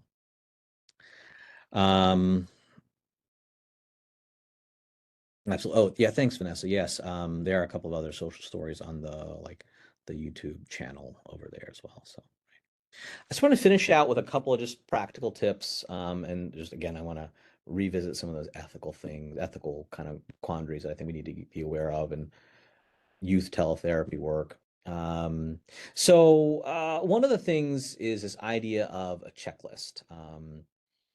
I know not everyone loves the idea of a checklist, but I think especially, let's say, if you're beginning to embark on your journey into doing teletherapy, I think just having your own list of, here's what I need to do for each session. Here's what I need to be prepared for. And I won't, kind of tell you what the checklist should be because it'll depend on your practice, your style of engagement, the platform you're using, those kinds of things. But I think especially as you're getting used to it, this can be helpful. And what I like to remind folks of is that yes, we're therapists, what we do is unique and, interpersonal. And at the same time, anyway, if pilots can do better with checklists, if we can decrease infections in the ICU based on checklists, we can probably gain some benefit by making sure that we're, taking some core steps each time in a teletherapy context as well. Technical troubleshooting guidance, again, whether you can develop some skills around this, but if not, most, different types of platforms, have folks that are directly, there to support you, through, some of the troubles that you're going through. And I think it makes sense to take advantage of that. Self-care strategies for therapists, for ourselves, right? So again, I think one of these things is just acknowledging, hey, this isn't maybe what I signed up for initially, but here's where we are. But also I think in terms of, being good stewards of our own attention, our own focus. I find it, a different attention experience, going through a day's worth of teletherapy, or telemedicine, appointments versus, seeing, my kids and my families in office. So, taking that stretch break, finding a way to kind of, replenish our own, prefrontal cortices, so to speak. And then think about sort of just the resources for further learning and support for yourself. And again, I haven't specifically given, all the ones that are out there, but just, let's say, if you're a social worker thinking about, National Association of Social Work, if you're a child psychologist, the pediatric psychology section. But, in general, thinking about teletherapy, it's important to, have a set of resources that you feel comfortable with to kind of keep, growing in our own professional development. And lastly, let's just revisit some of these kind of ethical issues that are, I think, a little bit unique in youth teletherapy. So, again, that privacy piece, again, and also going back to that social and structural determinants, aspect of health. Not every family has a big enough space to sort of guarantee that, Johnny or Jane is going to get to have a private conversation with someone. And I think, again, maybe there's a way to work around that, but we certainly have to be aware of it. We don't want to be caught off guard. Informed consent and parental permission. In my world, informed consent means reviewing both the pros and the cons. And I think, in terms of thinking about teletherapy, I think we want to be upfront about ways that we think it could be helpful, but maybe also some ways where it may not be the best fit. And hey, we may have to, revisit our plans. Boundaries and professionalism in virtual sessions. I think a couple of these, this idea of, what can a young person be doing while they're engaged in teletherapy with you, um, and if they can't pay attention or they won't pay attention, can't, won't, right? It may be necessary to sort of say, it looks like this session isn't quite working out. What if we need to come back at another time? I'll also share, sometimes I've had families that have tried to have sessions in places that it's just not going to work. Hey, we're at the store, could we engage in our session? I'm like, no, that's not going to work out. But also being flexible, right? I've done a lot of teletherapy sessions in cars, right? Not moving cars, but parked cars. And sometimes that's appropriate and sometimes it's not, right? An adolescent's at work and they're on their break and this is a private space to talk. I can work with that. I've even done a family session in a parked car, although maybe not my preference.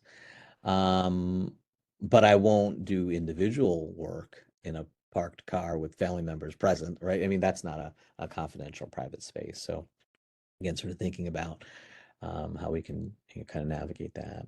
On the professionalism side, you may or may not have heard, I mean, folks have had little lapses and issues and things that have happened. Remember, it's kind of sometimes a little more challenging to have a presence of mind of everything that you're doing, when don't have a person in front of you. Are you yawning? Are you kind of the equivalent of making eye contact, right? It's challenging to make eye contact via teletherapy because you've sort of got to look at the camera and not at your screen.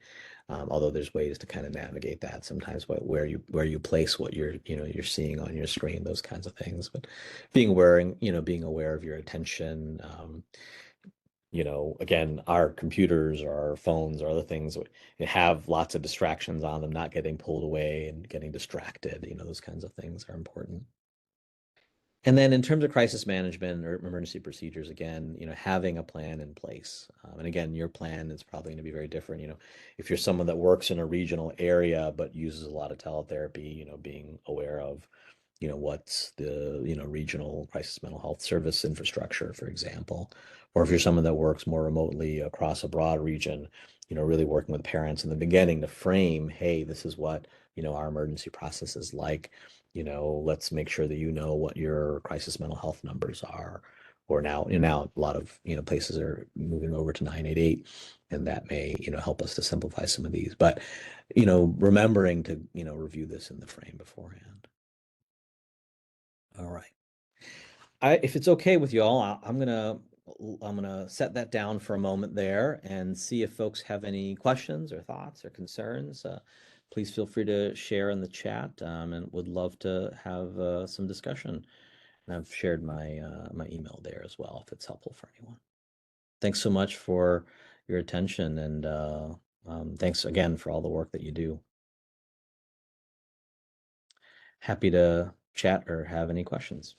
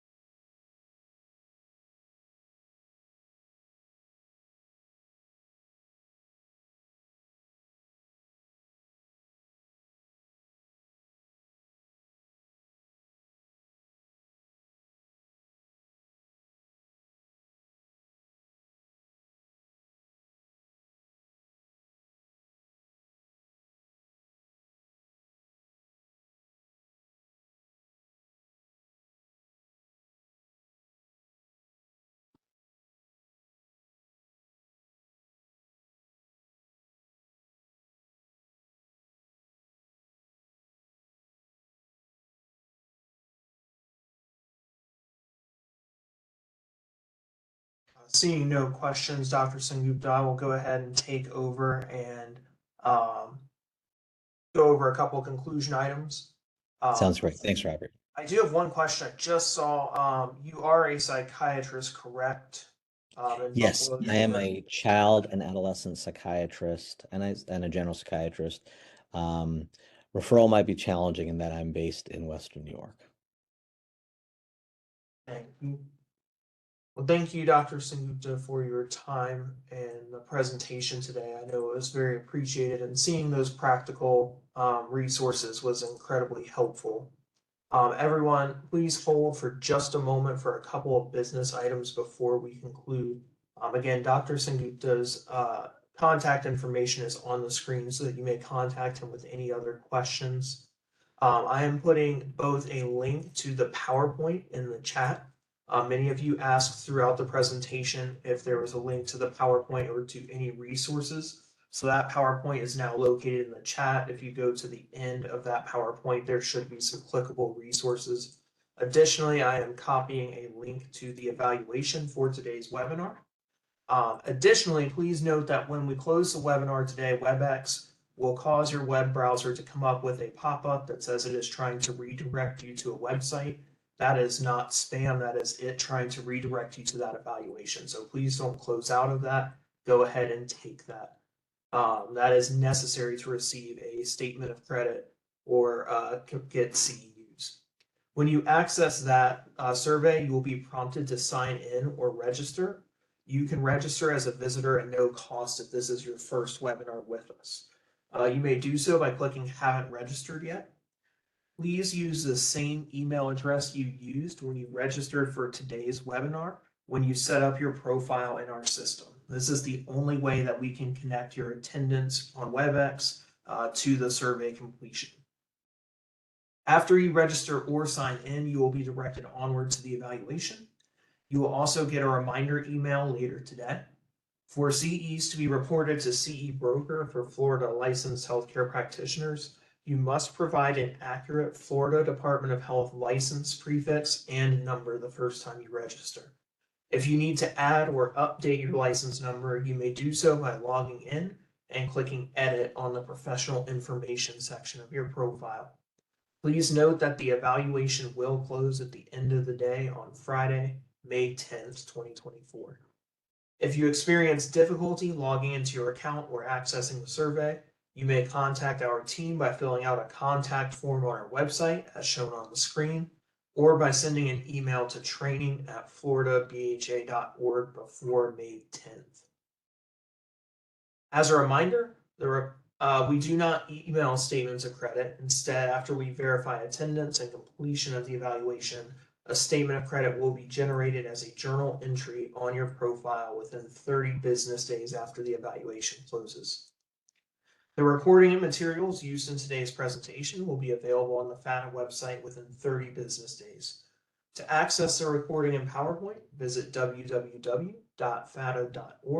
navigate to the Resource Center, and click on the Training Library as shown on the screen. Thank you all for participating in today's webinar. Thank you again, Dr. Sengupta, for your time and expertise. We'd also like to recognize and thank the Florida Department of Children and Families for funding today's education. Everyone have a great day, and please hold for the evaluation.